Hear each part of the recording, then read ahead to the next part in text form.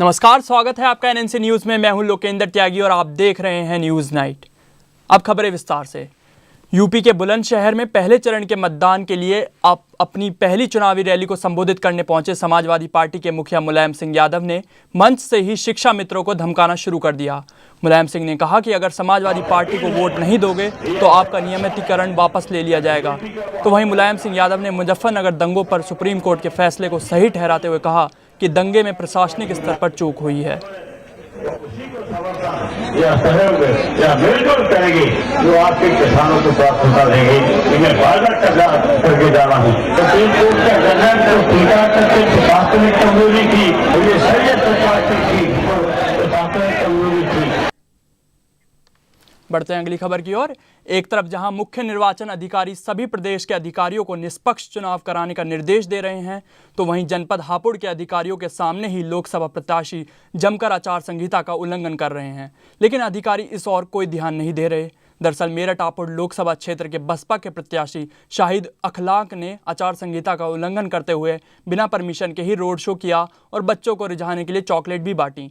तो वहीं जनसभा को संबोधित करते हुए अखलाक ने नरेंद्र मोदी और कांग्रेस प्रत्याशी नगमा पर अमर्यादित भाषा का प्रयोग भी किया। एक नाचनेवाली को भेजा है जिसको कभी मुस्लिम कौम बर्दाश्त नहीं करेगी। नरेंद्र मोदी खुला चैलेंज करता होती है, अगर तेरी मां ने दूध पिलाया है और हमारे जिस्म के अंदर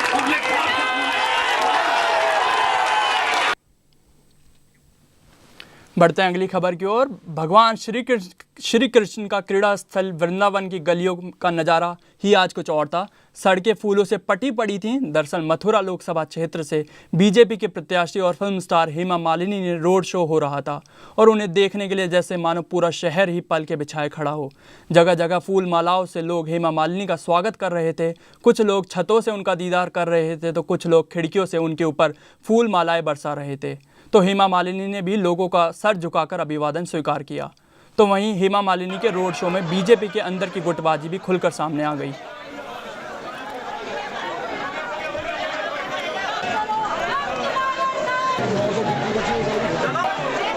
कोई सूचना नहीं दी गई, किसी को कोई नगर इकाई को कोई सूचना नहीं दी गई।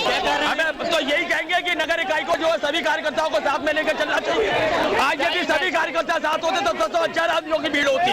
आज भारतीय जनता पार्टी की इतनी बड़ी अभिनेत्री भारतीय जनता पार्टी का चुनाव लड़ रही है और यहाँ पर किसी जनता को खबर तक नहीं है। धिक्कार है ऐसी भाजपा।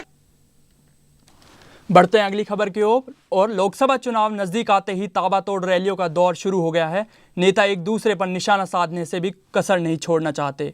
मथुरा से आरएलडी के उम्मीदवार जयंत चौधरी ने सभा को संबोधित करते हुए कहा कि हमने किसानों के लिए हमेशा संघर्ष किया है और हमें सफलता भी मिली है।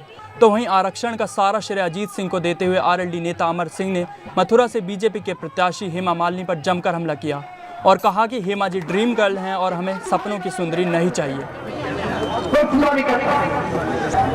कि काम करो, लेकिन काम करके उसको संप्रेषित भी करो कि हमने अपना, ये तो जंगल में मोड़ना चाहे किसने से 56 इंच की बात कर रहे हैं।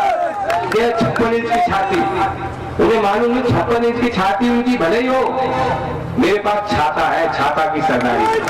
देश के प्रधानमंत्री की लड़ाई मोदी साहब लड़ रहे हैं। कभी उन्होंने कहा कि देश में ये गड़बड़ है, ये नीतियां खराब है, ये मेरा देश के लिए सपना है, मैं ये देश के लिए करूंगा? नहीं, हर एक के ऊपर आक्षेप लगाना, लेकिन देश के लिए क्या करूंगा? वो नेता नहीं है जिसके दिमाग में एक अपने देश के लिए सपना ना हो। बढ़ते हैं अगली खबर की ओर। उत्तर प्रदेश के पूर्व मुख्यमंत्री कल्याण सिंह ने अयोध्या विवादित ढांचे पर हुए स्टिंग ऑपरेशन पर प्रतिक्रिया देते हुए कहा कि मुझे जो कुछ भी कहना था मैं आयोग के सामने कह दिया है और तत्कालीन मुख्यमंत्री होने के नाते मैंने विवादित ढांचे की जिम्मेदारी ली थी। कल्याण सिंह का कहना है कि मामला सुप्रीम कोर्ट में विचाराधीन है और जो कोर्ट का आदेश होगा उसका मैं सम्मान करूंगा। साथ ही साथ कल्याण सिंह ने यह भी कहा कि उस समय कोई और नेता होता तो अधिकारियों को फंसा देता, लेकिन मैंने ऐसा नहीं किया।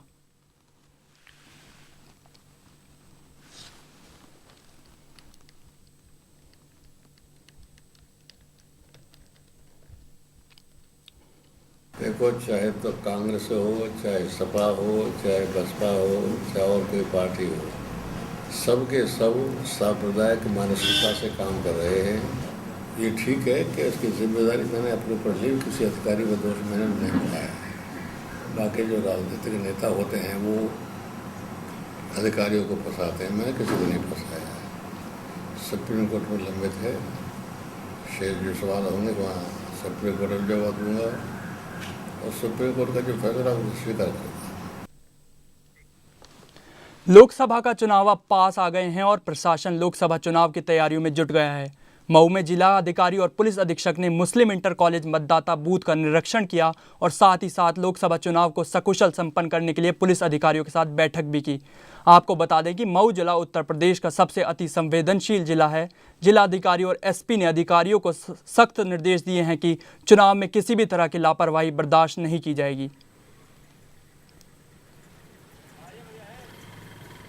अभी हम लोगों ने मोहम्मदाबाद क्षेत्र के भी कई पोलिंग स्टेशन और पोलिंग बूथ्स का निरीक्षण किया। वहाँ पे सारी व्यवस्थाएं भी देखी गई हैं, तो वहाँ पे कोई ऐसी स्थिति नहीं पाई गई कि किसी प्रकार की चिंता करने की आवश्यकता। व्यवस्थाएं सब सुनिश्चित। उत्तर प्रदेश के होमगार्ड के मंत्री व सपा से बगावत कर फारुखाबाद लोकसभा सीट से निर्दलीय चुनाव लड़ रहे सचिन यादव पर आचार संहिता के उल्लंघन का मामला दर्ज किया गया है। दरअसल सचिन यादव गाड़ियों के लंबे काफिले के साथ एटा के थाना जैतरा के पारोली में अपना चुनाव प्रसार कर रहे थे और उनके साथ पिता के सरकारी गनर व ब्लैक कैट कमांडो की ड्रेस में प्राइवेट गनर के साथ साथ भारी मात्रा में असलहे भी थे। जिले के आला अधिकारियों को जैसे ही इसकी भनक मिली तुरंत मौके पर पहुंच गए तो वहीं अधिकारियों को आता देख सचिन यादव वहां से फरार हो गए। मौके से अधिकारियों ने गिरफ्तारी थोड़ी नहीं की गई है। हाँ। बस थोड़ा उल्लंघन आचार संहिता का मानते हैं हम, तो संहिता का उल्लंघन किया हमने। एक्चुअली में हम लोग के साथ नहीं थे, हम आ गए गलत। वाहनों के काफिले के साथ प्रचार कर रहे हैं। इस पर एसडीएम सीओ अलीगंज और थानाध्यक्ष जैतरा ये वहाँ मौके पर गए। इनके विरुद्ध आचार संहिता उल्लंघन का मुकदमा 171 धारा 171 आईपीसी में कायम किया है। जैसे जैसे चुनाव नजदीक आते जा रहे हैं वैसे वैसे प्रत्याशियों ने अपना चुनाव प्रसार तेज लाते जा रहे हैं। कोई जनता से विकास के मुद्दे पर वोट मांग रहे हैं तो कोई विकास के नाम पर वोट मांग रहे हैं।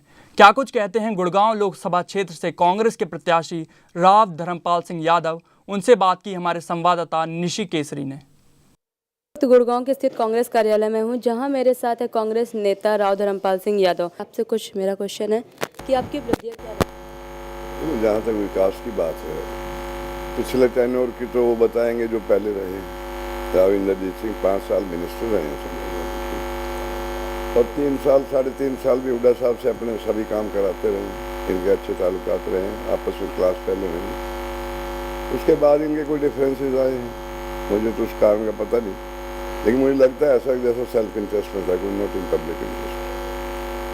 तो इस विकास की बात जहाँ तक है, जो मेरे अपने लेवल की बात है, मैं तो एक साधारण एक अपने बादशाहपुर हल्के से विधायक हूँ, आप भी विधायक हैं। तो बादशाहपुर हल्के में आप जाके देखिए कि मैंने इतना काम कराया है कि लोग उसका एग्जाम्पल ले रहे हैं साथ में।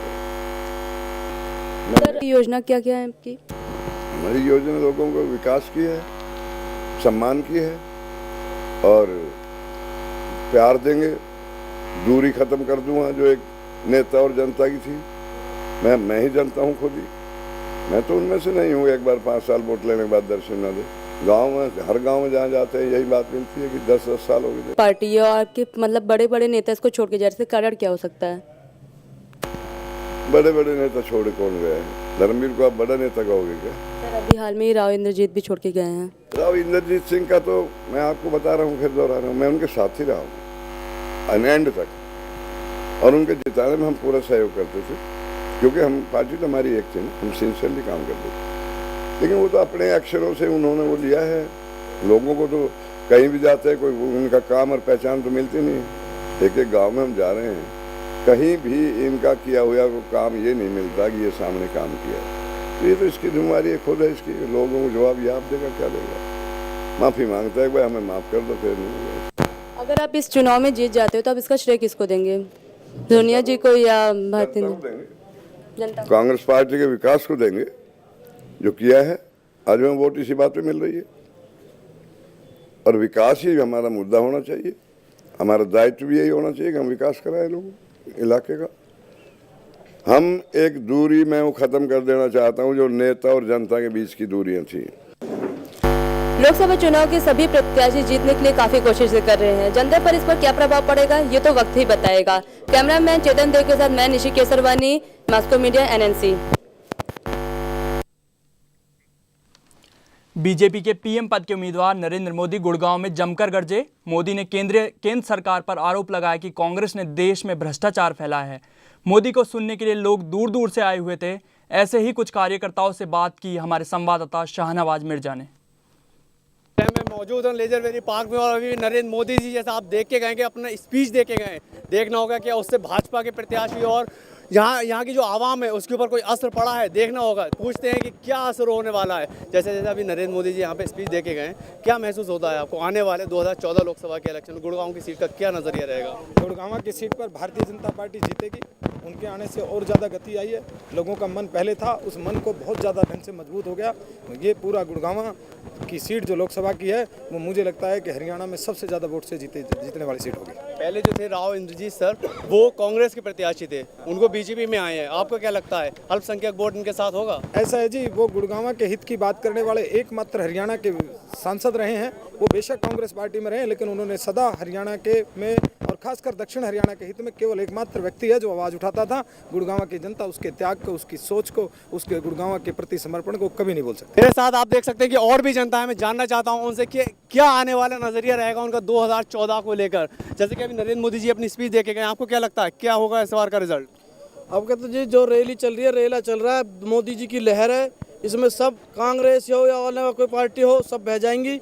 मोदी का बहुत ज़बरदस्त है। 200 प्लस जो उनका वो है 72 का, वो टारगेट कम से कम 300 प्लस आने की संभावना है पूरी। जैसा कि आप देख रहे थे कि मेरे साथ यहाँ की गुड़गांव की जनता, और उन्होंने अपने पूरे व्यूज़ दिए हैं कि 2014 लोकसभा इलेक्शन में बीजेपी की लहर पूरी होने वाली है। और देखना होगा कि नरेंद्र मोदी का इस टाइम डंका बजेगा या फिर उनकी लहर सिर्फ लहर में ही बदल के रह जाएगी। कैमरामैन चेतन के साथ Shahnawaz Mirza, Moscow media news. फिलहाल खबरों में इतना ही। देश विदेश की सभी खबरों के लिए देखते रहिए NNC न्यूज़। मुझे दीजिए इजाजत। नमस्कार।